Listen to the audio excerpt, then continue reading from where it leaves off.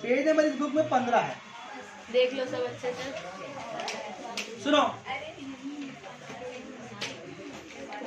सुनिए जी, हम लोग पिछले क्लास में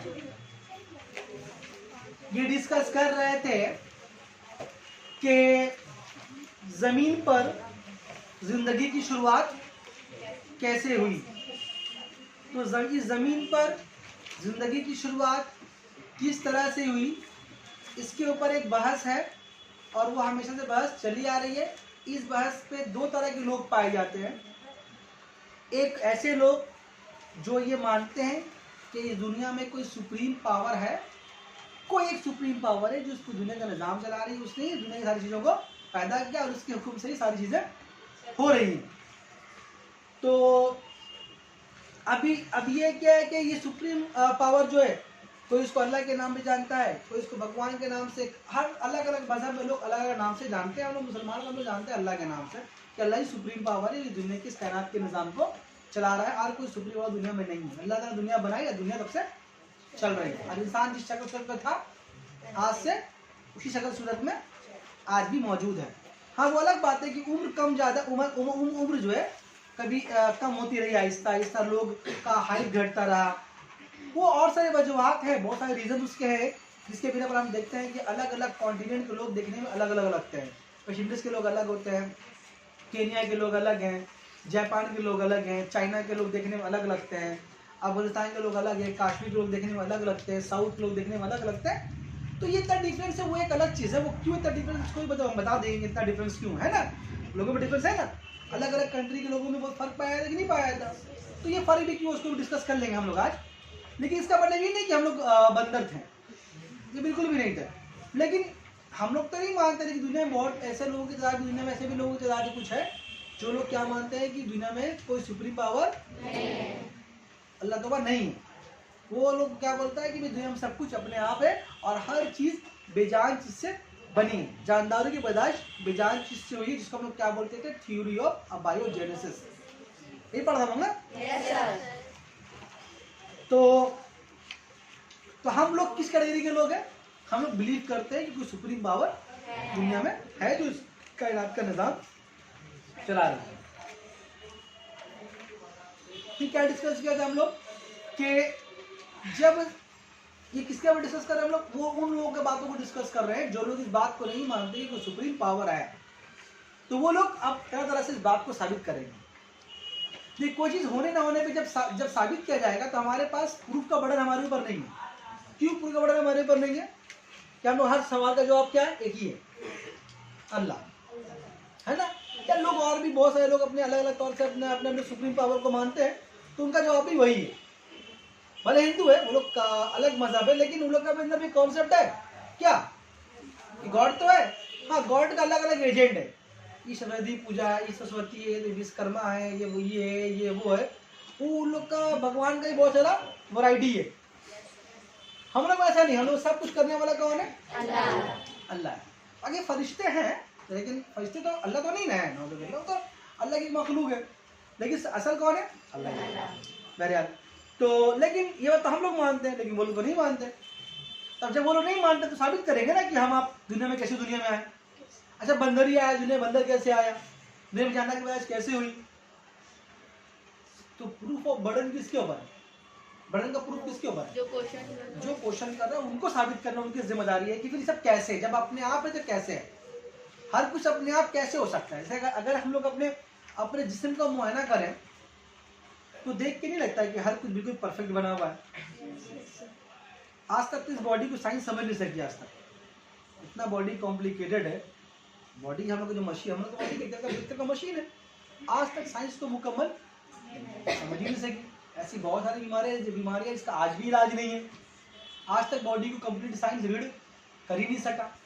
तो हमारा जो बॉडी है ये अगर वो लोग इसको इसी को गौर से अगर देखे तो आपको लगेगा नहीं, मतलब कुछ तो ऐसा नहीं है। हम लोग अल्लाह ताला बना के भेजे, जो चीज़ अपने आप होता है वो इतना परफेक्ट नहीं होता। मिसाल के तौर मान लीजिए आप कि कहीं पर एक सीमेंट रखा हुआ है, कहीं पर एक बालू रखा है, कहीं गिट्टी, कहीं पानी है। अचानक तूफान आया, सीमेंट गिट्टी बालू मिक्स होकर बिल्डिंग बनी है। तो इमेजिन कर सकते हैं कभी ऐसा हम लोग? हाँ, सीमेंट गिट्टी बालू वगैरह तूफान वगैरह मिक्स हो गया तो पहाड़ बन सकता है, पत्थर चट्टान बन सकता है, कुछ बन जाएगा, लेकिन एक अच्छा घर कैसे बन जाएगा? उसमें टॉयलेट ही बना हुआ है, बाथरूम अच्छा नहीं हो सकता ना, इतना परफेक्शन तो खुद खुद नहीं आता। सही है ना जी? जैसे हम लोग रोटी बेलते हैं तो साइज से गोल करके बेलते हैं, लेकिन अंडा कभी यहाँ से निकल आता, कभी वहां से निकल जाता है, तो वो अपने आप होता है ना, तो तब हम अपने आप होता है, और रोटी का हमारे हाथ में होता है। नहीं बात समझ में आ रही है? तो जो काम मतलब कि अपने आप होगा वो इतना परफेक्शन से नहीं हो सकता। आप अगर अपने चेहरे पे गौर से अगर देखें तो आपको लगेगा ठीक है, नाक का सही पोजीशन है, नाक नहीं होना चाहिए था। अभी सोचिए अगर किसी का नाक ऐसा हो जो अगर अपने आप बोला था सब कुछ अपने आप है, तो नाक यहाँ आ जाए और आँख यहाँ आ जाए, उसके कैसा दिखने में लगेगा ना। हर बॉडी पार्ट, हर ऑर्गन अपनी जगह एक इम्पोर्टेंट रोल प्ले कर रहा है। तो ये जो अगर बॉडी के अगर हम मुआयना करें, फिर ये जमीन है, ये सूरज है, ये चांद है, तारे, गर्मी का आना, सर्दी का आना, बरसात का आना, वक्त पे दिन का होना, रात का होना, सब कुछ अपने फिक्स टाइम पे हो रहा है ना? कभी ऐसा नहीं हो रहा 8 बजे धूप निकला हुआ सूरज भूल गया, कभी नहीं होता, एकदम बिल्कुल कैलकुलेट अंदाज में दुनिया चल रही है कि नहीं? तो वही है, हम तो नहीं मानने के रेडी है। अब तुम साबित करो। तब तो साबित करने के लिए पहले शुरू कहाँ से किया था हम लोग कि जमीन पर जानदारों की शुरुआत होने से पहले जमीन की हालत क्या थी। तो क्या देखा था उसमें हम लोगों ने कि जमीन की हालत क्या थी शुरुआत होने से पहले? जमीन जो है शुरू में आग का दहकता हुआ एक गोला थी, है ना? तो सूरज एक हिस्सा थी, सूरज में कहीं ब्लास्ट हुआ, धमाका हुआ, ये वो जो उन लोगों का दूरी है, तो जमीन उससे अलग हुई। फिर सारा कहानी बता दे, दोबारा दोहराने उसको नहीं जा, ठीक है? तो अपनी इस बात को साबित करने के लिए कि हर चीज, हर जानदार चीज बेजान चीज से पैदा हुई है, उसके लिए एक साइंटिस्ट था, उसका नाम था ऑपरिन, अलेक्जेंडर ऑपरिन। अलेक्जेंडर ऑपरिन ने अपने इस बात को समझाने के लिए एक्सपेरिमेंट किया, और एक्सपेरिमेंट करके अपनी इस बात को समझाने की उसने कोशिश की। हालांकि एक्सपेरिमेंट सबसे अच्छा कौन किया था? मिलर किया था, इसके बारे में पढ़ेंगे हम लोग। एक्सपेरिमेंट इसने नहीं किया था, इसने अपना नजरिया दिया था कैसे जानदारों की पैदाइश इस जमीन पर हुई। हम पढ़ के आपको बता रहे हैं, और जो इंपॉर्टेंट पॉइंटों का बोर्ड में हम लिखेंगे, और कहां से कहां याद करना है मार्क करके व्हाट्सएप ग्रुप में भेज देंगे, आपको वहां से वहां तक याद करके आना है।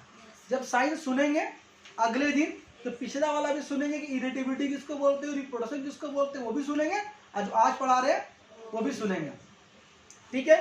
तो चलिए हम लोग आज बात करते हैं ऑपरिन और हेल्डेन, एक दो साइंटिस्ट थे, उन लोगों का नजरिया, उन लोगों ने अपने व्यूज को पेश किया है कि कैसे इस जमीन पर जिंदगी की शुरुआत हुई। पानी पिलाओ उसको बाबू, नहीं पिएंगी, सिर खाओगी,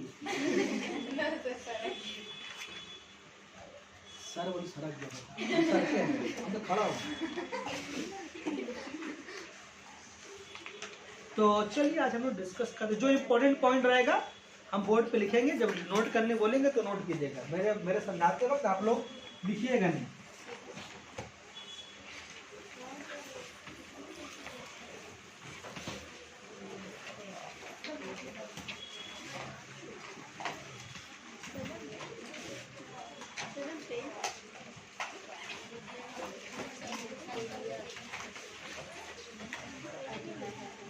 चलिए हम लोग क्या पढ़ेंगे? थ्योरी। चल नहीं रही है, चालू है ज्यादा। तो बोले खर्च बोले।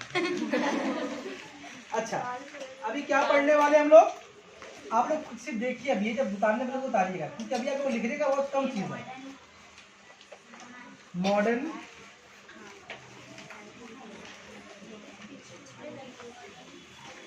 आवाज नहीं करो पीछे से। थ्योरी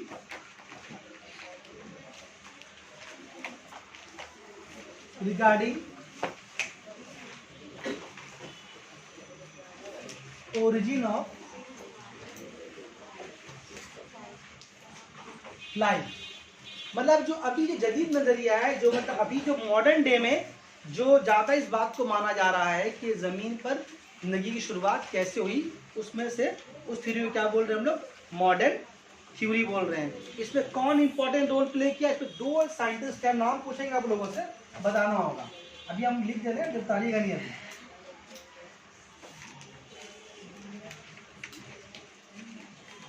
अलेक्जेंडर ऑपेरिन और एक है JBS। आप शॉर्ट में नाम इसके याद कर सकते हैं,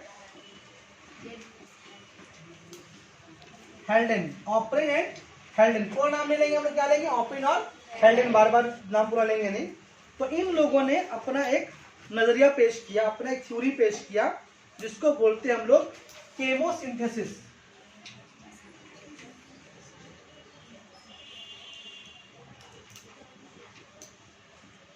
जो नजरिया पेश किया उसको बोलते हैं केमोसिंथेसिस। केमोसिंथेसिस के माने क्या होता है कि केमिकल्स, बहुत सारे केमिकल्स का आपस में मिलकर किसी चीज का बनना। थोड़ा पाउज करो। तो क्या नाम है साइंटिस्ट का? अलेक्जेंडर ऑपेरिन और JBS हेल्डन। इन लोगों ने मिलकर एक नजरिया दिया, एक थ्योरी दिया, नाम क्या पड़ा उसका? केमोसिंथेसिस। केमोसिंथेसिस के माने क्या है? केमिकल्स का आपस से मिलकर कुछ बन जाना।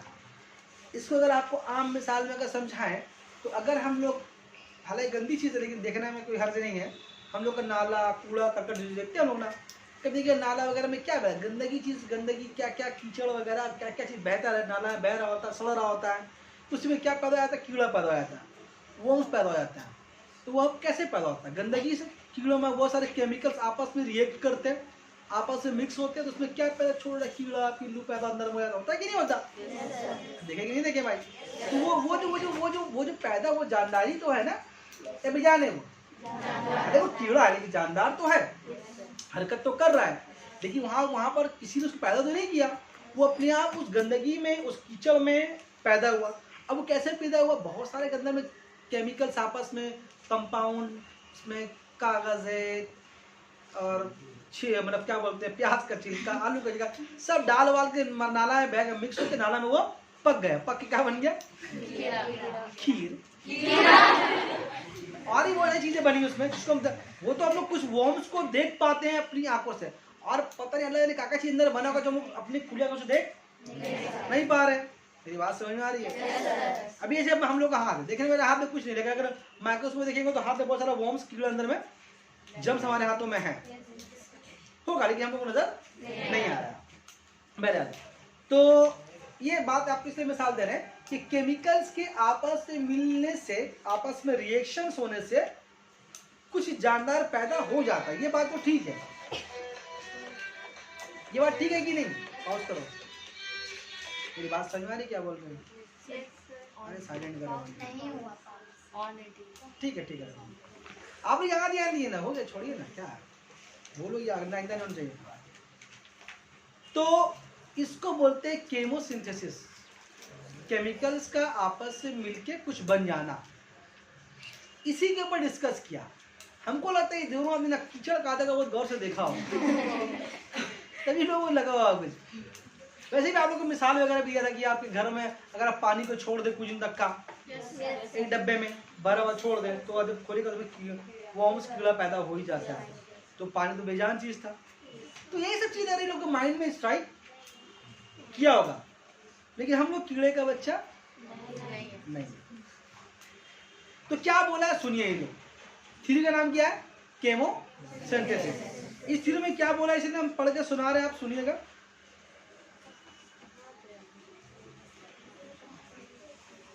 इस थ्योरी के मुताबिक हमने इससे पहले क्या पढ़ा था? जमीन जब सूरज से अलग होकर आई थी तो उस वक्त क्या थी? जमीन गैसों का एक मजमा थी, आग का गोला था और हर तरफ गैसों का एक मजमा था, गैसों का कलेक्शन था। कौन कौन गैस आया था? लिखाया था, कॉपी में लिखा हुआ, देख के बताइए हमको। ऑक्सीजन था, हाइड्रोजन था, नाइट्रोजन था, कार्बन था।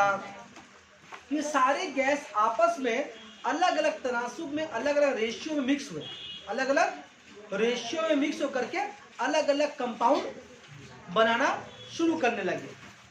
मेरी बात समझ में आ रही है? ये जब ये सूरज से अलग होकर जब ये आए थी, जब जमीन जब अलग हुई थी, तो जमीन जैसी आज है, तो उस वक्त इस हालत में नहीं थी। तो उस वक्त जमीन में जो गैस जो था वो गैस आपस में रिएक्ट किया, कॉम्बाइन किया एक दूसरे से।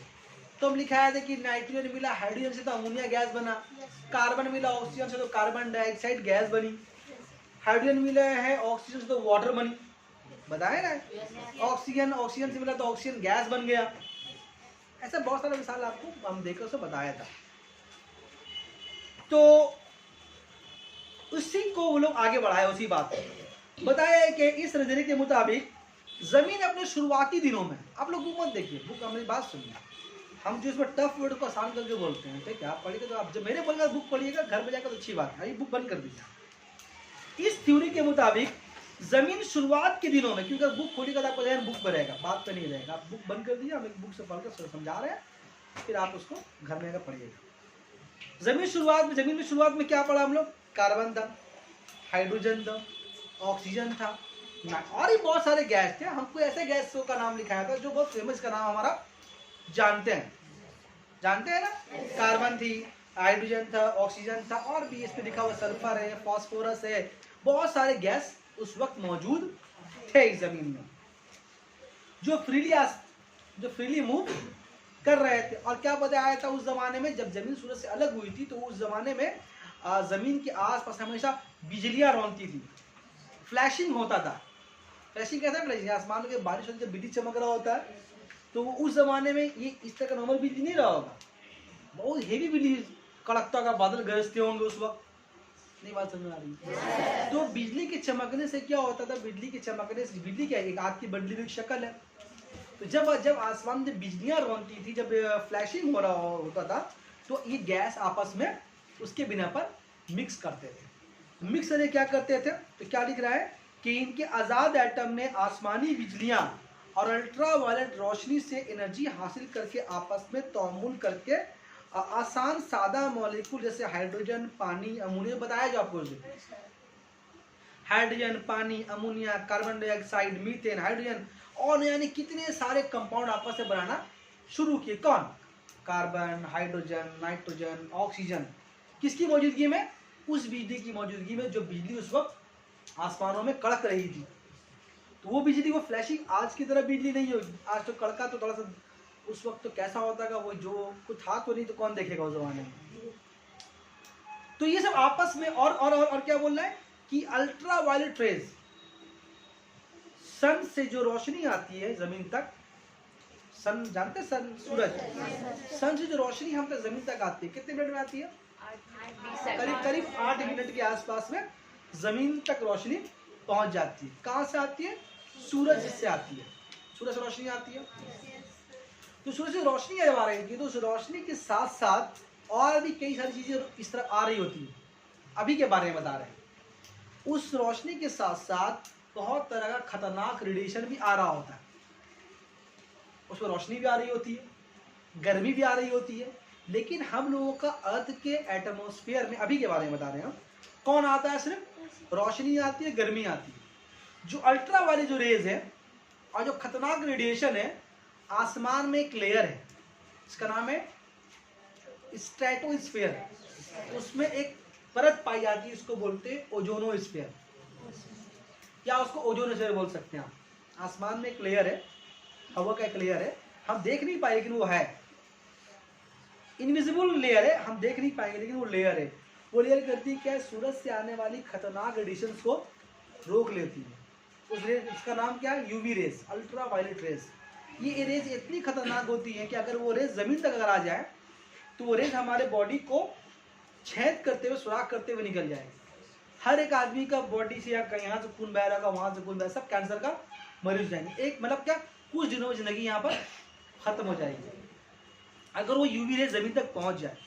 लेकिन अल्लाह का करम है कि वो यूवी रेज जब तक खतरनाक रेडिएशन और भी कई तरह के चीजें आती है सूरज की तरफ से, लेकिन जमीन तक नहीं पहुंच पाती। अर्थ का जो एक चादर है, इसको हम बोल सकते हैं, ना दिखने वाला, वो उसको रोक लेता है। बात समझ में आ रही है? हम लोग पढ़ेंगे, फिजिकल साइंस में चैप्टर है क्लास 9 में, ठीक है, जब बारे डिस्कस करेंगे उसके बारे में। तो वो लेयर इस अल्ट्रा वायलेट रेज को रोक लेती है, उसका नाम है ओजोन गैस। उसको एब्जॉर्ब कर लेती है, उसको जमीन तक आने नहीं देती है। तो उससे क्या होता है? जमीन तक से क्या आती है? गर्मी आती है और रोशनी आती है और जमीन पर जिंदगी कायम है। लेकिन अगर वो ओजोन लेयर, अगर वो ओजोन परत अगर खराब हो जाए या बर्बाद हो जाए या किसी वजह से वो अल्ट्रावायलेट रेज को जस्ट करना बंद कर दे तो क्या होगा?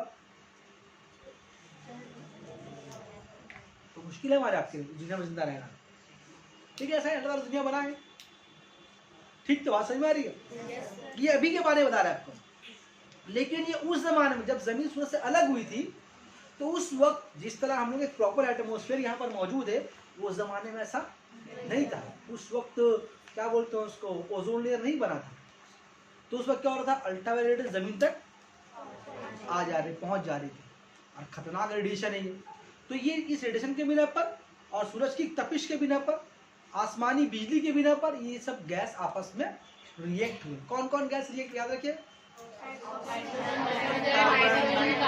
हाइड्रोजन, सल्फर, फास्फोरस और भी कई तरह के वगैरह वगैरह लगा दीजिएगा। एक आसान बात है ना वगैरह वगैरह लगाना, एटसेट्रा एटसेट्रा एटसेट्रा लगा दीजिएगा। तो इन लोगों ने आपस में मिलकर क्या बनाया, क्या बनाया? आसान सादा मॉलिक्यूल्स बनाया, सिंपल मॉलिक्यूल्स बनाया। हम सीक्वेंस वाइज लिखते ताकि आपको याद करने में आसानी हो। पहले क्या क्या था, हम लोग क्या क्या देखा, पहला पॉइंट में क्या देखा हम लोग?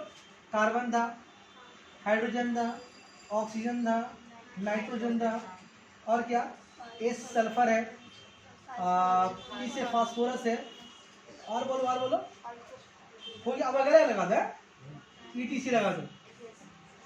शुरुआत में ये सब थी। ठीक है, पॉइंट वाइज लिख रहे हो। दूसरा पॉइंट क्या लिखेंगे? In presence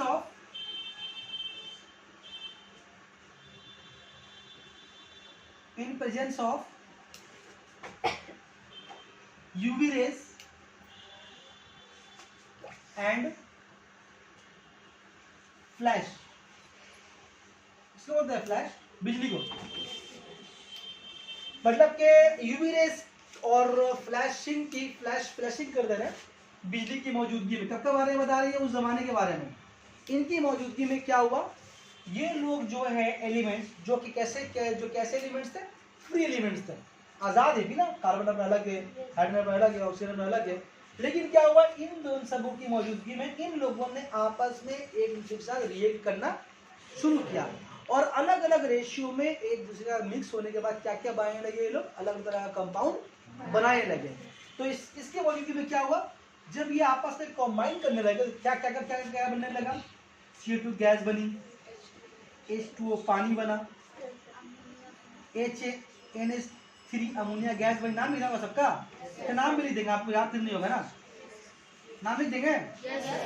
CH4 methane gas बना। उसके अलावा आपका O2 गैस बनी। उसके अलावा आप फिर लगा दो छिटरा। अच्छा कोई नाम नहीं थे, इसका नाम जानते हैं आप? इसका नाम वाटर, पानी। इसका नाम नहीं जानते, इसका नाम अमोनिया। नाम नहीं पता है? H2O वाटर, कार्बन डाइऑक्साइड, इसका नाम मीथेन गैस।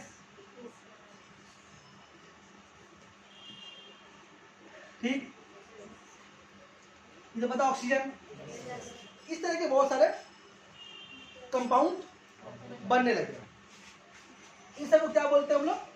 सिंपल मॉलिक्यूल बोलेंगे, सिंपल मॉलिक्यूल्स। आसान भाषा में क्या बोलेंगे? Simple molecules. इसमें आपकी बुक में क्या बोल के लिखा हुआ है? सादा मॉलिक्यूल। तो क्या हुआ, ये सब जो एलिमेंट्स हैं उन लोगों ने क्या किया, यूवी रेज और फ्लैशिंग की मौजूदगी में क्या किया, कुछ सादा मॉलिक्यूल्स बनाया, सिंपल मॉलिक्यूल्स बनाया। क्या क्या मॉलिक्यूल बनाया? Missile carbon dioxide, water, ammonia, methane, oxygen वगैरह वगैरह लगा दिया आपने। बात समझ में आ रही है? ये सादा मॉलिक्यूल्स, ये जो सिंपल मॉलिक्यूल्स थे, ये बारिश के पानी के साथ समुद्र में पहुंच गए। अब ऐसे हवा में ये सब गैस बन गया है ना, जब बारिश हुई होगी, बारिश की हुई होगी, बताया था जब भाप जब कोई भी ठंडी होती है, भाप निकल रहा होता है, तो एक जमाने में क्या होता है, एक टाइम के बाद वो क्या होता है, फिर वो पानी के कतरों में बदल जाती है। आपको मिसाल कहाँ से देके समझाया था? आप एक घर में अगर कुछ खाना बन रहा होता है तो खाने के देगची को अगर उससे जो उसके ऊपर रखिएगा, आप फिर उसको उलट कर देखिएगा तो आपको उसको दिखाई क्या देगा? पानी। मतलब क्या, भाप जो है पानी में तब्दील होती है। तो ये एक आपका डेमोन्स्ट्रेशन था, एग्जाम्पल समझाने के लिए। लेकिन ऐसा उस जमाने में ही हुआ। जब ठंडी हो रही थी तो बहुत सारा गैस और भाप निकल रहा था। कि भाप ऊपर जाके क्या बना था, बादल बना था, बताया। बादल बनने के बाद क्या हुआ, बादल ठंडी हुई, ठंडी होने के बाद क्या हुआ, वो बारिश बन के जब जमीन तरफ बरसी, जमीन की तरफ जब वो बरसी है तो बरसने के साथ क्या हुआ, क्योंकि हवा में पहले CO2 गैस पैदा हो चुका था, मीथेन पैदा हो चुका था, पानी भाप की शक्ल में मौजूद था, ऑक्सीजन गैस था, ये सारा क्या हुआ, बारिश के पानी के साथ कहाँ पहुंच गया, एक समुद्र की तरफ पहुंच गया। समुद्र कहाँ से बना था, बताया था, जमीन जब सूख रही होगी तो सुकड़ रही होगी, सुकड़ने की वजह में कहीं उभार हो गया होगा, कहीं पर गड़ा बन गया होगा। तो जब गड़ा बन गया, जब वहाँ पानी भर गया तो समुद्र बन गया, झील बन गया, दरिया बन गया, नदी नाला बन गया, जो थोड़ा ऊपर की तरफ आ गया पहाड़ बन गया, जो प्लेन रहा वो जमीन, सतह जमीन बन गई। ऐसे ही है ना। तो ये सारे मॉलिक्यूल्स कहाँ पहुंच गए, बारिश के पानी के साथ कहाँ पहुंच गए। तो चौथा पॉइंट क्या लिखेगा, यहाँ लिखता है इंटर इन सी, पॉइंट वाइज लिखे ताकि आप साफ आराम से याद कर सकें। With rain water,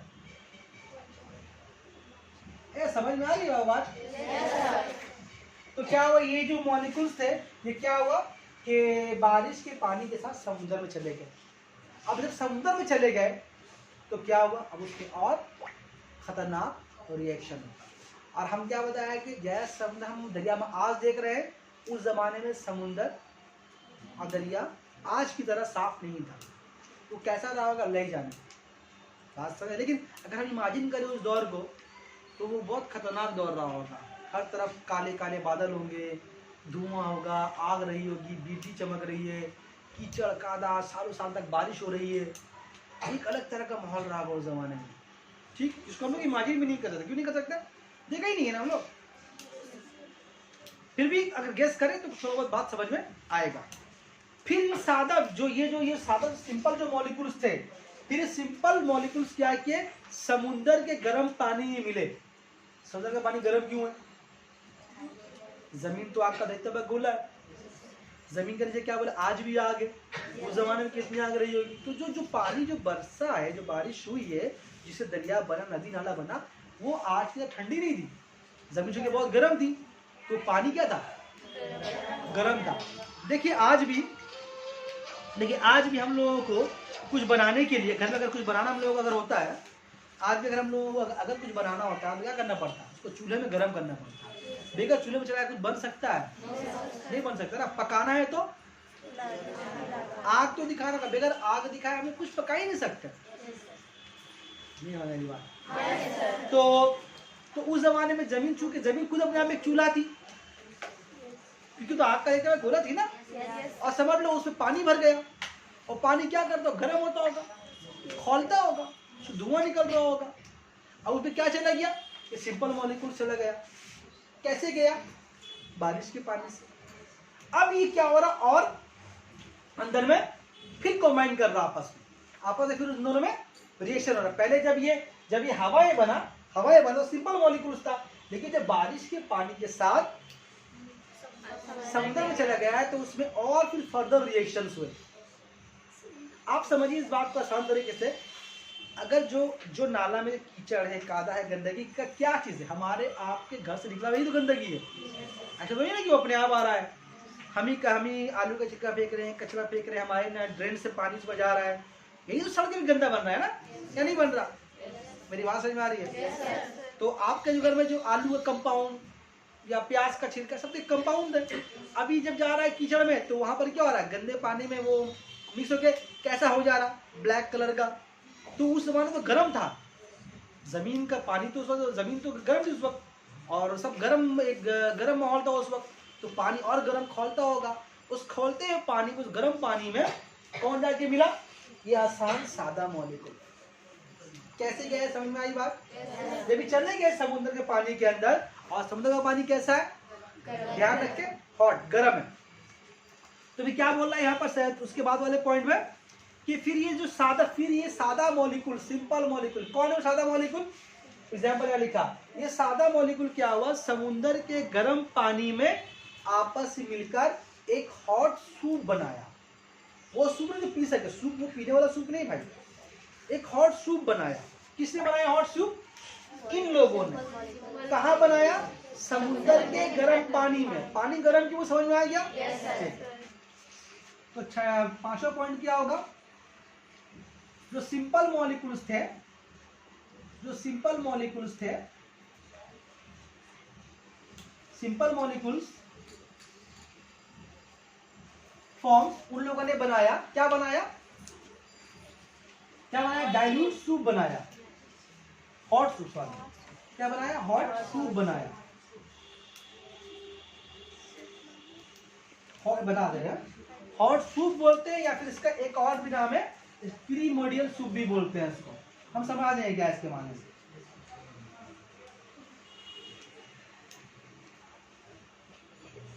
primordial soup in hot sea water, in hot sea water. क्या क्या इसमें सिंपल मॉलिक्यूल्स में? कौन है सिंपल मॉलिक्यूल्स? पॉइंट को समझिएगा, कौन सिंपल मॉलिक्यूल्स? ये सब। समुद्र गर्म पानी में कैसे पहुंचा? बारिश के साथ। पानी समुद्र गर्म क्यों है? पता। तो सिंपल मॉलिक्यूल्स ने क्या बनाया? हॉट सूप बनाया। हॉट सूप को एक और भी नाम बोलते हैं प्रीमोडियल सूप बोलते हैं। किसे बनाया? समुद्र के गर्म पानी में। अब सवाल सर, ये हॉट सूप आखिर है क्या? उसको जो होगा सर, लैपटॉप में चार्ज नहीं है। हाँ, अब आप बोल रहे हैं सूप किसको बोलते हैं? सूप मतलब क्या? समझ लीजिए एक तरह का मिक्सचर है, मतलब 2-3 चीज मिलाए, 2-3 चीज मिलाए, कुछ नया चीज बन गया। ये दाल क्या हम लोग तरह का सूप है। हम लोग खिचड़ी क्या है? पतला खिचड़ी जो लोग कभी कभी खाते हैं, वो एक तरह का सूप है। वो छोड़ी ना, जो हम लोग शोरवा बनाते हैं, वो सालन, वो क्या एक तरह का सूप है। लेकिन ये हम मिसाल देने के लिए बोल रहे हैं, इसका मतलब नहीं कि सालन बन गया वहां पर, ठीक है? सालन बन गया, रोटी लेके बैठ गए वहां पे, दाल दरिया में खा रहे हैं, कभी खत्म नहीं होगा, खाते रहेंगे। हाँ, खाते रहेंगे, नहीं बन। तो ये मिसाल से नहीं कि सूप बोलते हैं किसको है। बात समझ में आ रही है? तो वो जो सिंपल जो मॉलिक्यूल्स थे, जब ये समुद्र के गर्म पानी में मिक्स हो गए तो क्या बनाए इन लोगों ने? हॉट सूप बनाया। इसका नाम क्या पड़ा? प्रीमोडियल सूप भी बोलते हैं। अब उसके बाद क्या हुआ? यहाँ तक बात समझ में आई कि ये लोग आपस से मिक्स करते होंगे। जब आपस से मिक्स करते रहे किए होंगे तो ये और कॉम्प्लिकेटेड हो गए होंगे, और कॉम्प्लिकेटेड हो गए होंगे, और वो एकदम पेचीदा हो गए होंगे। बात समझ में आ रही है? आपस में फिर मिक्स हो रहे हैं और वो ज्यादा मतलब कॉम्प्लेक्स हो रहे हैं आहिस्ता आहिस्ता। तो बोल रहे हैं इस प्रीमोडियल सूप यानी कि सादा जो मॉलिक्यूल है, इन लोगों ने फिर आपस में रिएक्ट करना शुरू किया। आपस में सिंपल मॉलिक्यूल्स ने आपस में फिर मिक्स होना शुरू किया, और शुरू करते करते क्या किया? ये सादा मॉलिक्यूल ने आपस में मिक्स करके कुछ और कॉम्प्लेक्स मॉलिक्यूल्स बनाए। कुछ और कैसे मॉलिक्यूल्स? Complex organic molecules. जगह तो नहीं है इसके बाद, लिख के फिर मिटा, फिर आप लोग लिखिएगा क्या हुआ इसके बाद। ये सिंपल मॉलिक्यूल्स ने आपस में मिक्स करके क्या बनाया? आपस में मिलकर बनाया सम कॉम्प्लेक्स ऑर्गेनिक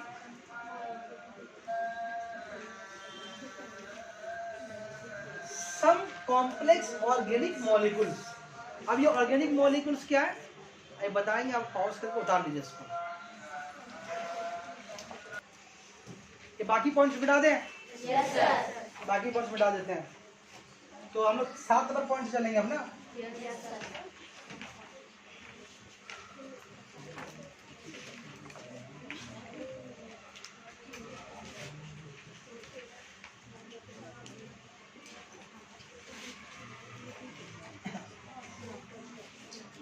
देखिए 6 नंबर पॉइंट में क्या देखा हम लोगों ने अब तक कि जो सिंपल मॉलिक्यूल्स थे, चले ना, यस सर। जो सिंपल मॉलिक्यूल्स थे उन लोगों ने समुद्र के हॉट पानी में आपस से फिर रिएक्शंस किया और तामुल करने के बाद क्या बनाया? Primordial soup. ठीक, फिर ये प्रीमोडियल सूप ने आपस से मिलकर क्या बनाया? सम ऑर्गेनिक, सम कॉम्प्लेक्स ऑर्गेनिक मॉलिक्यूल, मतलब कि और ज़्यादा पेचीदा और ज़्यादा कॉम्प्लेक्स कंपाउंड बनाना शुरू किया। जैसे कि मिसाल के तौर पर जो मिसाल क्या लिखा हुआ उसमें, इस कॉम्प्लेक्स ऑर्गेनिक मॉलिक्यूल का कुछ नाम लिखा दे, तो जो नाम आपको बताना पड़ेगा हमको। नाम मान लीजिए लिखा हुआ है पॉलीपेप्टाइड, पॉलीपेप्टाइड। उसके अलावा है प्रोटीन, उसके अलावा है न्यूक्लिक एसिड। ये क्या चीज आप समझ रहे हैं, ये सब बहुत इंपॉर्टेंट कंपाउंड है। Polypeptide, protein, nucleic acid. हम लोग का जो बॉडी है उसमें ये सब कंपाउंड बहुत ज़्यादा मिकदार में पाए जाते हैं। हमारी हड्डियों और कुरकुरी हड्डी है, नहीं कान का हड्डी है, नाक का हड्डी है, सॉफ्ट हड्डी होता है, वो सब किससे बना होता है? पॉलीपेप्टाइड से बना होता है। बाकी और भी हड्डी हमारी पॉलीपेप्टाइड से बनी होती हैं। प्रोटीन, उसके अलावा न्यूक्लिक एसिड, ये दो चीज़ें हमारे बॉडी के खुलिया, हमारे बॉडी के सेल के लिए बहुत इंपॉर्टेंट रोल प्ले करती हैं। मतलब कि ये प्रोटीन और न्यूक्लिक एसिड के बिना पर हमारे बॉडी का एक सेल भी नहीं बन सकता। ये जो एक गोश्त का जो चमड़ा का टुकड़ा देख रहे हैं आप, इसका कंपोजिशन का मेन इंग्रेडिएंट क्या चीज़ है? प्रोटीन और न्यूक्लिक एसिड। जैसे बिरयानी या गरम मसाला इंपॉर्टेंट इंग्रेडिएंट है, उसके बगैर बिरयानी नहीं बन सकता, गरम मसाला के बगैर नहीं बन सकता, कुछ बनेगा नहीं बिरयानी नहीं बनेगा। तो ठीक उस तरह से हमारे बॉडी का सेल होता है वो न्यूक्लिक एसिड और प्रोटीन के बगैर नहीं बन सकता। बहुत इंपॉर्टेंट सब कंपाउंड है। ये सब कैसे बना? उस समुद्र के गर्म पानी में, समुद्र के गर्म पानी में सिंपल मॉलिक्यूल जो है हॉट डाइल्यूट हॉट, जो हॉट सूप में जब मिक्स किए तो कुछ ऑर्गेनिक, कुछ कॉम्प्लेक्स ऑर्गेनिक मॉलिक्यूल्स बनाया। एग्जाम्पल में क्या लिखे? एग्जाम्पल के तौर पर हम प्रोटीन, पॉलीपेप्टाइड, न्यूक्लिक एसिड, उसके अलावा कार्बोहाइड्रेट। ये कार्बोहाइड्रेट क्या चीज़ है सुनिए जरा सा। हमारा जो खाना खाते हैं, चाहे वो बिस्किट खाएं, साग खाएं, रोटी खाएं, ये तो भी हम लोग सब्जी और अनाज खाते हैं, उस सब में कार्बोहाइड्रेट ही सबसे ज़्यादा मिकदार में पाया जाता है। या भी ऐसे बोले जितने भी लोग खाना खाते हैं उस पर कार्बोहाइड्रेट सबसे ज़्यादा खाते हैं हम लोग जो खाना खाते हैं उसमें तीन चीज़ें होती हैं। कार्बोहाइड्रेट होता है, प्रोटीन होता है और फैट होता है। अब जो भी खाना खाएं, आप बर्गर खाएं या बिरयानी खाएं, रोटी खाएं, चावल खाएं, दाल खाएं, कुछ भी आप खा रहे हैं आप खाइए ना, बट भी खा सकते हैं, आपका मर्जी है। ठीक है, कितना खुश हो गए देख, मेरा खा का नाम ले लेगा। तब कुछ भी खाएं, इस सारे खानों में ये तीन ही चीज होगा, तीन में से एक चीज होगा या दो चीज होगा, लेकिन होगा ही क्या? कार्बोहाइड्रेट, प्रोटीन और फैट। चावल खा रहे हैं, रोटी खा रहे हैं, बिस्किट खा रहे हैं तो कार्बोहाइड्रेट खा रहे हैं, दाल वगैरह खा रहे हैं तो प्रोटीन खा रहे हैं, गोश्त खा रहे हैं उसमें फैट है, तेल खा रहे हैं, तेल कैसे खा रहे हैं? तेल तो खा नहीं रहे, डाल रहे हैं। बात समझ आ रही? तो हम लोग जो भी खाना खाते हैं तीन ही खाना का मिक्सचर होता है, कार्बोहाइड्रेट, प्रोटीन और फैट। तो ये कार्बोहाइड्रेट जो कंपाउंड बना कैसे बना? वो क्या कंपाउंड है? वो ऑर्गेनिक कॉम्प्लेक्स मॉलिक्यूल है। कैसे बना? वो सिंपल मॉलिक्यूल्स के समुद्र के गर्म पानी में आपस में मिलने से बना। सर सनाउल्लाह और अब्बास बात कर रहे हैं। ठीक है, तो देखो हम देख रहे हैं। ठीक है, तो ये कुछ कॉम्प्लेक्स कंपाउंड बने, फिर ये कॉम्प्लेक्स कंपाउंड ने और फर्दर आपस में मिक्स कंबाइन किया, क्योंकि समुद्र का पानी तो गर्म है, वो तो रेशन रुकेगा कभी नहीं। कुछ बना, फिर रेशन होगा, फिर कुछ बन जाएगा, फिर कुछ बनेगा, फिर रेशन होगा, फिर कुछ बन जाएगा। तो हर वक्त कुछ ना कुछ बनना जारी है। मेरी बात समझ में आ रही है? तो अब जो लोग खाना बनाते हैं उससे काफी वाकिफ हो गए कि अगर खाना बना रहे तो सब टाइम होता है कि 2 सीटियों को उतार लेंगे, 3 सीटियों में उतार लेंगे, फिर आग में छोड़ देंगे तो कुछ बन जाएगा, तो और छोड़ेंगे तो कुछ और बन जाएगा, तो और छोड़ेंगे तो कुछ और बन जाएगा, फिर आते हैं हमारे खाने वाले कमी से। बात समझ में आ रही है? घर में हम इस किचन में इसको महसूस कर सकते हैं कि अगर हम लोग आग में चला छोड़ दें तो कुछ ना कुछ बनते रहता है। हाँ, जो नहीं बनना वो नहीं बनेगा, कुछ और बने, लेकिन कुछ ना कुछ बनते रहेगा अपने हिसाब से। वो ऐसा होता है कि नहीं होता? तो सिर्फ समझ यहाँ पर वही कहानी हो रहा है, अल्लाह ताला किचन खुला हुआ। ठीक है, तो ये जो कॉम्प्लेक्स है, polypeptide, protein, nucleic acid, carbohydrate, इन लोगों ने फर्दर आपस में कंबाइन किया और ज्यादा, और इन पहला मॉलिक्यूल्स को उन्होंने क्या नाम दिया? इन जो ये तो एग्जाम्पल नाम लिखा, इन कॉम्प्लेक्स मॉलिक्यूल को उसे नाम दिया प्रीकर्सर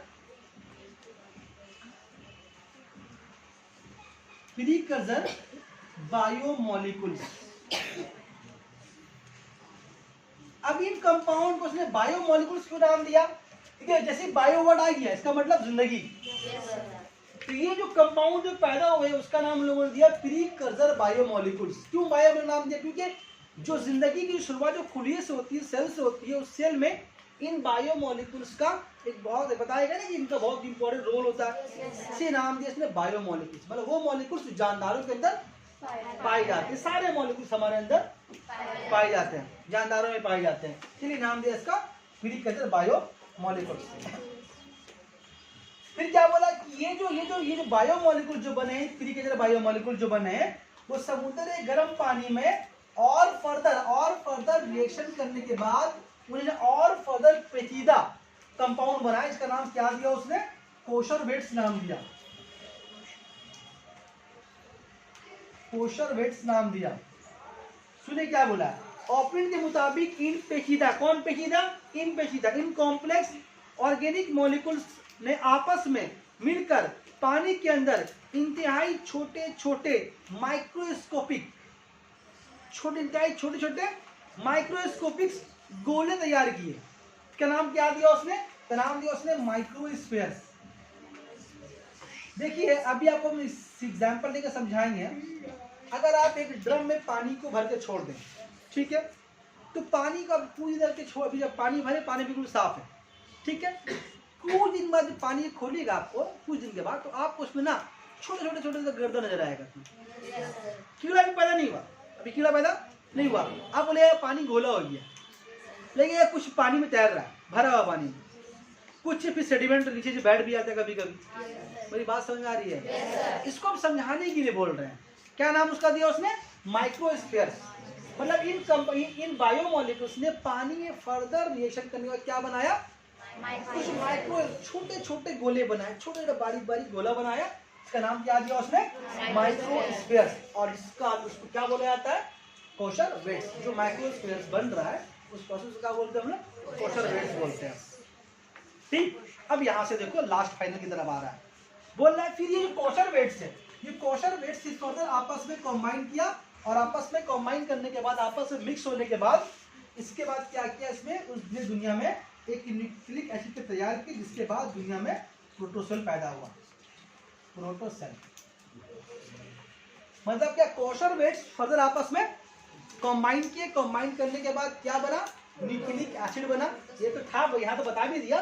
फिर यहाँ पर और कॉम्प्लेक्स न्यूक्लिक एसिड बना। इस तरह रफ्ता रफ्ता क्या हुआ जिंदगी में? दुनिया में एक सेल की पैदाइश हुई, प्रोटोसेल। प्रोटो मतलब पहला सेल, मतलब दुनिया में सबसे पहले एक सेल बना। देखिए जैसे कीड़ा पानी में पैदा होता है, तो पैदा होने से पहले, उससे पहले आपको पानी में बहुत छोटा बारीक बारीक ज़रात पार्टिकल्स दिखाई देगा। आपको लगता है ये धूल पार्टिकल, हो सकता है कि बाद में उसी माइक्रोस्फीयर से कीड़ा पैदा हो रहा होगा। आप तो जीवन बैठ के देख तो नहीं सकते हैं, तो इन लोग का अंदाजा है कि वैसे ही पैदा हुआ। किससे? उस माइक्रोस्फीयर से दुनिया में सबसे पहले क्या पैदा हुआ? एक पहला सेल पैदा हुआ। उसे का नाम क्या दिया? प्रोटोसेल। और इस सेल के बारे में क्या बोला? ये ऐसा सेल पैदा हुआ कि वो उस हालत में खुद को सरवाइव करके रख सका।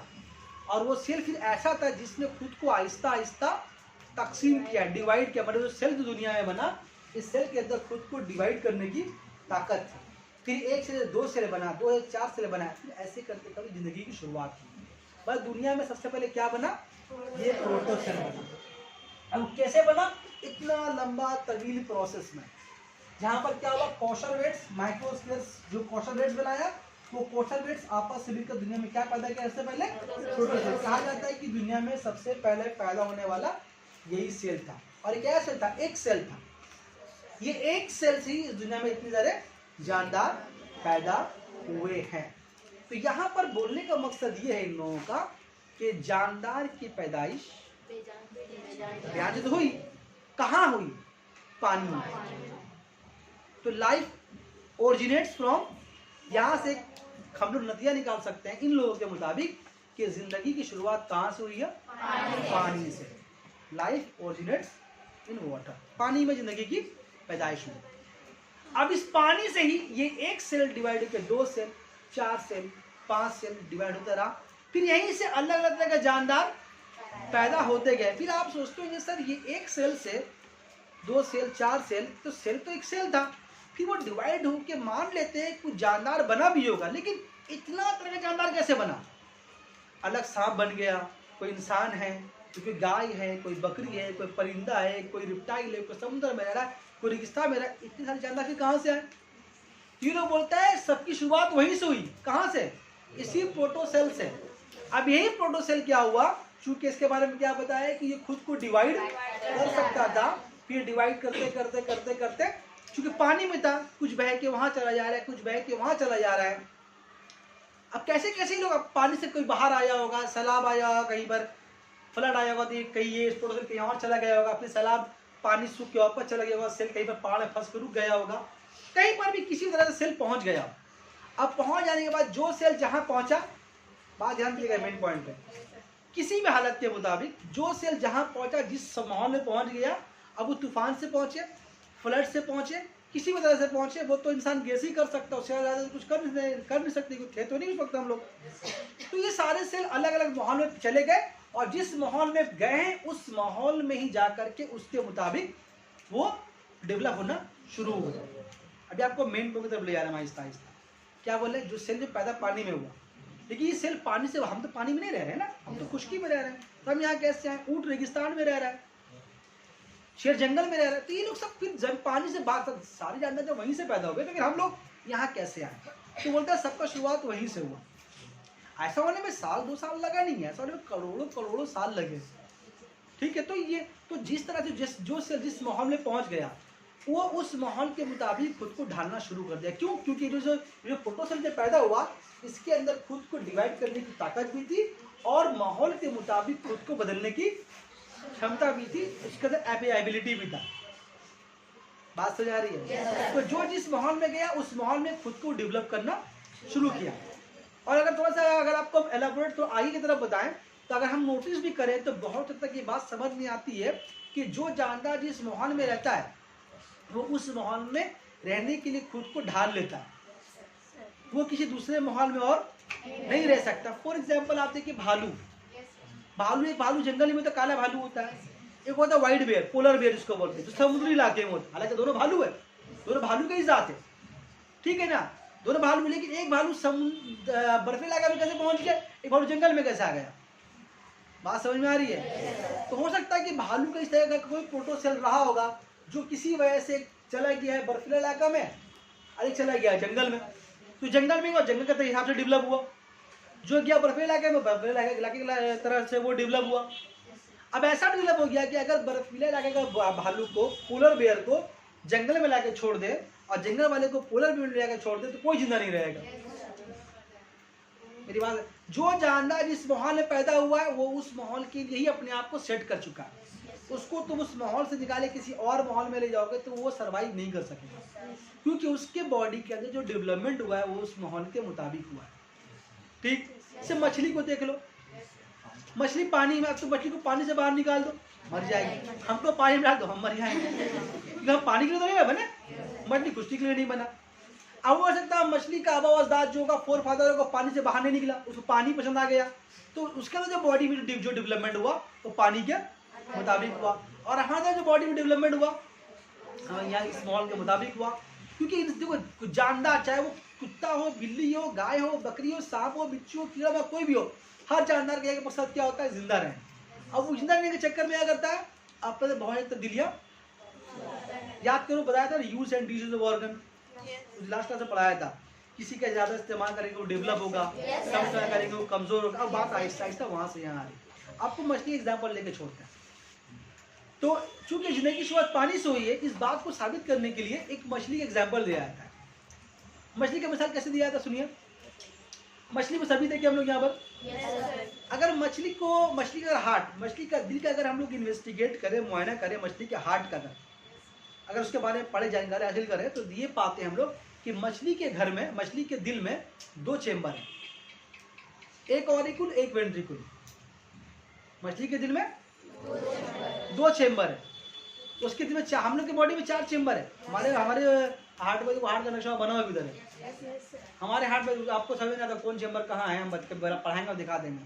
हमारे हार्ट में 4 चेम्बर, हमारे आप लोग सबों के हार्ट में 4 चेम्बर, 2 ऑरिकुल और 2 वेंट्रिकुल है। लेकिन मछली के हार्ट में सिर्फ 2 चेम्बर है। बात समझ में आ रही है? एक और एक क्यों? अब मछली को 4 चेम्बर का दरकार भी नहीं है। क्यों? क्योंकि मछली पानी में रहती है और अपने गिल्स से गलफड़े से सांस लेती है। सांस क्यों लेते हैं हम लोग सांस लेते हैं ऑक्सीजन गैस को एक्सचेंज करने के लिए, जो बॉडी में CO2 पैदा हुआ उसको निकालने के लिए और O2 को लेने के लिए, गैसों का एक्सचेंज करने के लिए। क्योंकि बॉडी में हम लोग के बॉडी के लिए ऑक्सीजन क्या काम करता है? पेट्रोल का काम करता है, फ्यूल का काम करता है। जो हमारे जी रहे हैं वो ऑक्सीजन से बहुत इंपॉर्टेंट रोल प्ले करती है। तो अब मछली को चाहिए ऑक्सीजन जिंदा रहने के लिए, तो मछली को ऑक्सीजन जिंदा रहने चाहिए वो ठीक है, लेकिन मछली के जब सिर्फ 2 ही चेम्बर क्यों है तब? तो मछली के 2 चेम्बर इसलिए कि मछली जो है सिर्फ पानी में रहती है और गलफड़े सांस ले सकती है। उसको 4 चेम्बर का दरकार, उसका गलफड़े से गैसों का ट्रांसफर और गैसों का तबादला एक्सचेंज हो जाता है। ठीक, अब आपको एक ऐसे जानवर का मिसाल दे रहे हैं जिसके दिल का चेम्बर 2 से कुछ ज्यादा है, 2 से कुछ ज्यादा, करीब करीब 3 के आसपास है। वो कौन है? वो एक ऐसा जानवर है जो पानी में आराम से रह लेता है और खुश्की में भी आराम से, ड्राई इलाके में आराम से रह लेता है। वो है मेंढक। अब देखिए मेंढक के दिल में जो तब्दीली आई है उसका एक चेम्बर मछली के मुकाबले में ज्यादा है। क्यों? क्योंकि मेंढक बाहर भी आकर जिंदा रहता है और बाहर रहने के लिए जाहिर सी बात है जब मछली का तरह दिल लेकर अगर बाहर आएगा वो तो जिंदा नहीं रह पाएगा। ऑफ कर दो भाई। तो वो मछली का तरह दिल लेके अगर खुश्की में आएगा तो जिंदा, बात एक तरफ भाई का भी कर दे, बाकी ध्यान दीजिए, तो जिंदा। तो उसके दिल में थोड़ा सा डेवलपमेंट हुआ। क्यों हुआ होगा? जब मछली जब बाहर निकलना चाहिए होगी तो वो देख रही होगी कि हमको सांस लेने में तकलीफ हो रही होगी, तो वो क्या किया कि अपने फेफड़े का, अपने दिल का इस्तेमाल ज्यादा करने की कोशिश करी होगी। तो इस तरह के जद्दोजहद में क्या स्ट्रगल में क्या हुआ होगा, उसका जो हार्ट आहिस्ता आहिस्ता डेवलप हो रहा होगा, जो सांप पैर से मिसाल दिया था। बात समझ में आ रही है? तो ऐसा कई सालों तक होता रहा होगा। फिर एक टाइम ऐसा आया कि भी मेंढक जो है पानी से आकर बाहर लेने में, सांस लेने में कामयाब, क्योंकि प्रैक्टिस करते करते इंसान बहुत कुछ सीख लेता है। तो लेकिन ये प्रैक्टिस 1 साल 2 साल में नहीं होता। क्या बताया था? एक नस्ल से अगली नस्ल में वो ट्रांसफर होती है। तो एक जमाने में कोई टाइम ऐसा हुआ होगा, मेंढक कोशिश कर रहा होगा कि अब सांस ले रहे कि नहीं ले रहे मत जा रहे। कुछ दिन बाद क्या होगा कि कुछ मेंढक आ रहा बाहर, कुछ पानी के बाहर आ रहा है, कुछ देर तक जिंदा रहे। उस टाइम मछली रहा होगा, मेंढक उस टाइम नहीं रहा होगा, वो मछली बाहर आया होगा, सांस ले रहा होगा, फिर मर जा रहा होगा। ऐसे ट्राई करते करते क्या हुआ होगा, एक टाइम ऐसा हुआ होगा कि कुछ मछली ऐसा पैदा हो गई होगी तो वहां पर बाहर आकर, तो फिर वो क्या, फिर मछली यही फिर क्या बन गई? मेंढक बन गई। क्यों मेंढक बन गई? क्योंकि जब वो पानी से बाहर आई तो जमीन में पंख से तैर नहीं सकती, अब उसको पैर चाहिए। अब उसने पंख का इस्तेमाल पैर की तरह करने की कोशिश किया होगा। तो अब वो जिस माहौल में अब आ गई हो, अब उसको उस माहौल में डालने के लिए बॉडी में बहुत तब्दीली लाना पड़ा होगा। ठीक, फिर उसके बाद देखा कि एक ऐसा जानवर का मिसाल दिया गया जो कि पानी में कम रहता है लेकिन खुश्की में ज्यादा रहता है, ड्राई इलाके में ज्यादा रहता है। उसका मिसाल है क्रोकोडाइल। क्या मिसाल? क्रोकोडाइल है, उसके दिल में 3.5 चेम्बर है। अब वो दिल जो है डेवलप हो रहा है आहिस्ता आहिस्ता, हार्ट जो है डेवलप हो रहा है। ठीक, उसके बाद एक जानदार ऐसा है छिपकली, उसके दिल में 3.5 चेम्बर से ज्यादा चेम्बर है, मतलब करीब 4 चेम्बर होने को, लेकिन वो डेवलप पूरा भी नहीं हुआ, अभी 3.5 से कुछ ज्यादा है। ना सही में आ रही है? और हमारे दिल में कितना है? 4। तो अगर इंसान के जानदारों के दिल का स्ट्रक्चर 4, आपको मिसाल जैसे बहुत सारा मिसाल दुनिया में बड़ा है, तो ये मिसाल देखने से बात समझ में आती है कि कहीं ना कहीं हम लोगों का शुरुआत पानी से हुआ है। हम लोगों का फोरफादर पानी में था। वो हार्ट का डेवलपमेंट क्यों हुआ? माहौल के एतबार से, हालात के एतबार से बहुत तब्दीलियां हमारे अंदर आती रही। शेर क्या बोला कि हमारे दुम पीछे भी दुम। मेरी बात समझ में आ रही है? एक और एग्जांपल लेते हैं आपको इसका। जितने भी जानदार हैं दुनिया में, ये बहुत अच्छा एग्जांपल है समझने के लिए। जितने भी जानदार दुनिया में जो पैदा होते हैं, तो पैदा होने से पहले वो जानदार की पहले बुनियाद पड़ती है। पैदा होने से पहले बुनियाद पड़ती है, फिर वो आहिस्ता आहिस्ता डेवलप होता है, फिर दुनिया में उसकी पैदाइश होती है। अब हर जानदार का बच्चे को जन्म देने का वक्त अलग अलग है। कुत्ते का अलग टाइम में होता है, अलग महीने में, सबका डेढ़ पीरियड गैप वो अलग अलग है। मेरी बात समझ में आ रही Yes, sir. है? देखिए हर जानदार अपनी तरह बच्चे को जन्म देता है, पढ़ा हम लोग रिप्रोडक्शन जानदारों की एक इंपॉर्टेंट खूबी है। हर जानदार अपने वजूद को कायम रखना चाहता है, पढ़ा ना? ठीक, इससे क्या करता है, अपने मरने से पहले ठीक अपनी ऐसे औलाद दुनिया में पैदा करके जाता है, चाहे वो चींटी की हो और इंसानी क्यों ना हो, गाय बकरी कुत्ता बिल्ली भैंस कोई भी क्यों ना हो, सब अपनी तरह जानदार दुनिया में पैदा करता है। ये बात समझ में आ रही है? ये बात समझ में आ रही है। तो हम ये बोल रहे हैं, तो अब बात समझ गए। तो हर जानदार की जब बुनियाद जब पहले पड़ती है, तब स्टार्ट में जो पड़ती है, तो हर जानदार की जो बुनियाद पहले पड़ती है उसको बोलते हैं एम्बरियो। क्या बोलते हैं उसको? एम्बरियो बोलते हैं उसको। अच्छा कर छोड़ देना, एम्बरियो बोलते हैं। सबके एम्बरियो का जो स्ट्रक्चर, सब एम्बरियो का जब स्ट्रक्चर को जब देखा गया एकदम स्टार्टिंग पीरियड का, जैसी उसकी बुनियाद पड़ी होगी पैदा होने के लिए, पैदा भी नहीं हुआ, एकदम शुरुआत में जो एम्बरियो, जो उसके जो जब बच्चे की बुनियाद पड़ रही, तो बच्चा बच्चे की शक्ल का नहीं होता, वो छोटा कीड़े की शक्ल का होता है, उसको हम एम्बरियो बोलते हैं। इसको यूट्यूब में सर्च करके अच्छे से देख सकते हैं, ठीक है? तो ये एम्बरियो का जो स्ट्रक्चर है, ये देखा गया कि इंसान का, मछली का, कुत्ते का, गाय का, किसी भी जानदार को अगर ले लीजिएगा, तो शुरुआत में जो बच्चे की जो बुनियाद पड़ती है हर जानदार के पेट के अंदर, तो सबका स्ट्रक्चर एक ही जैसा है। अब वो ऐसे वक्त गुजरता है, टाइम जब वो करीब आता है पैदा होने का, तो शक्ल से उसका अलग होता चला जाता है। फिर कोई इंसान से इंसान का बच्चा पैदा हो रहा है, तो कोई गाय से गाय के बच्चे पैदा हो रहे हैं, बकरी से बकरी के बच्चे पैदा हो रहे हैं, वो एक अलग, लेकिन जब शुरुआत जब बुनियाद पड़ती है वो एक ही तरह का, कुछ अजूबा नहीं लगता ये। अगर इंसान अलग है, गाय अलग है, कुत्ता अलग है, तो सबका शुरुआती जो बच्चे की जो बुनियाद पड़ती है वो सिमिलर क्यों है? कुछ अलग होना चाहिए था ना, लेकिन वो शुरुआती में कुछ मतलब वो सिमिलर रहता है। अब वो चूंकि फिर आहिस्ता आहिस्ता वो फिर अलग हो, जब जैसे वो पेट में बड़ा होता है तो आहिस्ता आहिस्ता वो चेंज होता रहता है। ये सांप का मिसाल आपको दिया हम, कि पैर गायब हो गए, तो ये सब चीजें हैं, ये सब प्रूफ ऑथेंटिक है दुनिया में। इसी बिना पे लोग बोलता है कि ऐसा ऐसा ऐसा ऐसा ऐसा है, तब क्या हो जाएगा? प्रूफ आपको ऐसा देगा कि आप सोचने पर, अगर ये जो बोला आपको, अगर सर्च कीजिएगा यूट्यूब में, अगर आपका मन कभी चलाते हैं तो सभी देखा कीजिए, सिवा वो मत, कपिल का शो मत देखा कीजिए, है ना? ये सब देखा कीजिए, वो दिमाग खुलता है जब टेक्नोलॉजी को इस्तेमाल किए अच्छे काम के लिए, तो आपका दिमाग में खुलेगा। आप एक बात देखिएगा तो आपको इस तरह की चीज बार बार आपके मोबाइल में आता रहेगा, तो आपको बहुत चीज मालूमात भी होगा। हो सकता है आप कुछ जैसे जाने जो हम नहीं जानना, आपको आगे बता देंगे। बात समझ में आ रही है? तो उसको बोलते हैं एम्बरियो। तो हम ये कहाँ से कहाँ चलेगा भाई? हम आइए, हाँ नहीं, हम तो प्रोटोसेल में थे। तो हम बता रहे थे कैसे हम ये बात शुरू यहाँ से हुई थी कि जानदारों की पैदाइश पानी से हुई। तो इस बात को समझाने के लिए कुछ मिसाल आपको दिया, ठीक है? वहाँ हार्ट का मिसाल दिया, और भी ऐसे कई सारा एग्जाम्पल्स है, और अभी हम एग्जाम्पल नहीं देंगे और बहुत टाइम हो गया। लास्ट दो लाइन पढ़ के छोड़ देते हैं हम, ठीक है? तो बोला प्रोटोसेल पैदा हुआ, फिर पहली बार बोले तो फिर क्या इस तरह क्या हो रहा है? आज से तकरीबन, मतलब इस एक अंदाजे के मुताबिक इस तरह से आज से तकरीबन 3.7 बिलियन ईयर पहले इस जमीन पर जिंदगी की शुरुआत, 3.7 बिलियन ईयर बिफोर जमीन पर जिंदगी की शुरुआत हुई। और अच्छा, यह एक बात आप कभी नोट किए हैं, कभी कभी ये लोग को मालूम कैसे होता है कि इतना साल पहले पैदा हुआ? ऐसे फेंक दिया क्या है? कौन रहा होगा?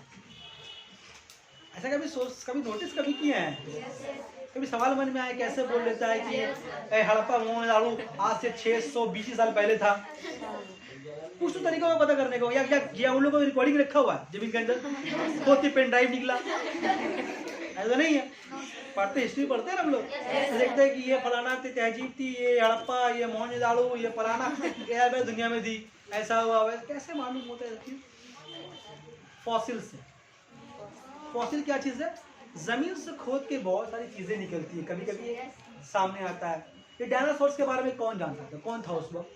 लेकिन आज बोलता है डायनासोर का वजूद दुनिया में था, कितने साल पहले, इतने साल बाद, उसका बगैर एग्जैक्ट डेट निकल जाता है कि कितने साल पहले दुनिया में वो लोग मौजूद था, कब मरा, कैसे मरा, सब मालूम हो जाता है। उसका छोटा मिसाल आप देखिए, तो कभी कभी किसी का जब मौत होती है, मौत हो जाती है कभी कभी किसी की हादसे की वजह से या किसी वजह से अस्पताल में, तो डॉक्टर क्या करता है, पोस्टमार्टम करता है ना। उस पोस्टमार्टम के जरिया, या मान लो किसी का डेड बॉडी कहीं पर मिला, दरिया में डेड बॉडी मिला, उसको डॉक्टर ले आता है, पोस्टमार्टम करेगा। उसे क्या मालूम होता है, उससे मालूम होता है आदमी कैसे मरा, कितने वक्त में मरा होगा, कितने वक्त में क्या हुआ होगा, जो खाया उसके भी मरा है या सर पे चोट लगने से मरी, ऐसा होता है ना। तो क्या किया था, उसका पोस्टमार्टम क्या, वही सब चीज पता किया है। ये आपको एग्जांपल बता रहे कि आप लाइफ में सब देखें ऐसा होता है। ठीक इस तरह की एक प्रोसेस है, उस प्रोसेस का नाम है, बात आई तो बोल रहे हैं, का नाम है कार्बन डेटिंग। नाम सुने कभी, सुन लीजिए। कार्बन डेटिंग, कार्बन डेटिंग एक साइंटिफिक मेथड है जिसमें किसी फॉसिल्स का एज का पता लगाया जाता है। यहाँ तक कि अगर आपको जमीन, मान आपका घर बन रहा है, आपके घर खोदते वक्त मान लीजिए आपके घर के नीचे एक कंकाल निकल गया, बस सपोज मिसाल के तौर पर, उस कंकाल की हड्डी से आज के दौर में साइंस ये बता देगा कि ये कितने साल पहले मरा। एक पूरा साइंटिफिक प्रोसेस है वो, जिसमें उस सैंपल को लेकर के उसको लेबोरेटरी में, उस मेथड का नाम, उस प्रोसेस का नाम है, उस प्रोसेस की मदद से वो बता ये देता है कि ये जो हड्डी जो है ये मेल का है या फीमेल का है, और ये क्या साल पहले मरा होगा। यहाँ तक यही बता दिया जा सकता है कि आपके खानदान का है कि नहीं, डीएनए टेस्ट से। मेरी बात समझ में आ रही है? तो उस मेथड को बोलते हैं। सीबीसी का नहीं, अगर आपको चावल के दाना भी अगर जमीन के कहीं पर जमीन खोद के अंदर से निकला, तो चावल के दाने से भी आप बहुत कुछ, यहाँ तक फटा कपड़ा ही मिलेगा ना, तो फटे कपड़े को भी आप देख मालूम कर देंगे फटा कपड़ा कितने साल पुराना है। साइंस यहाँ तक पहुँच गई, आपको एग्जैक्ट ईयर मालूम हो जाएगा। अब वो प्रोसेस क्या चीज़ है वो अभी आपको समझ में आ पाएगा नहीं, इसका आपको हायर साइंस पढ़ना होगा, और हम बोलेंगे तो आपको समझ में आएगा नहीं। सिर्फ इतना सर बोल देते हैं आपको, कार्बन डेटिंग एक प्रोसेस है।